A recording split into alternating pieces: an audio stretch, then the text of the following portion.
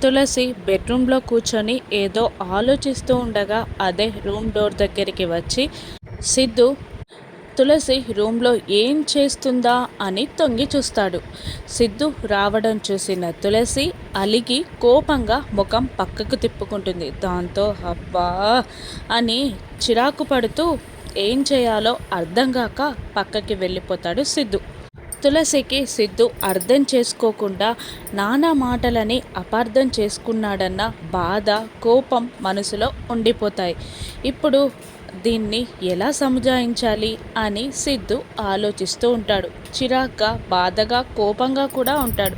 అప్పుడే ఖుషిపాప వచ్చి ఫ్రెండ్ ఏమైంది అని అడుగుతుండగా మీ అమ్మ నా మీద కోపంగా ఉంది, మాట్లాడట్లేదు అని సిద్ధు చెప్పేసరికి 5 minutes ఫ్రెండ్ అని చెప్పి తన బ్యాగ్లో ఉన్న బొమ్మ బల్లిని తీసుకొస్తుంది ఖుషిపాప.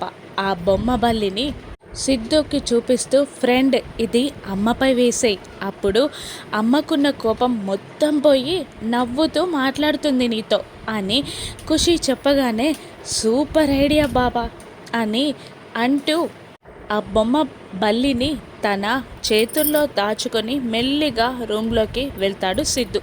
కోపంగా ముఖం పక్కకి తిప్పుకుంటుంది తులసి.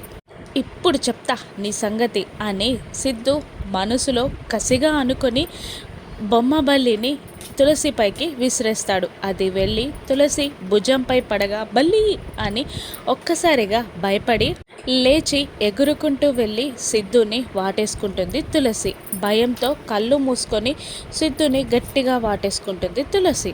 సిద్ధు మాత్రం తులసి చుట్టూ చేతులు వెయ్యలేక ఒక్కసారిగా తనని అవమానించి అన్న మాటలు గుర్తొస్తూ ఉంటాయి. ప్రతిసారి మీరే తప్పు చేయడం, ఏదో విక్టిమ్ లాగా కంటతడి పెట్టుకోవడం అని అంటూ తులసిని అవమానించిన మాటలు సిద్ధుకి గుర్తొస్తూ ఉంటాయి.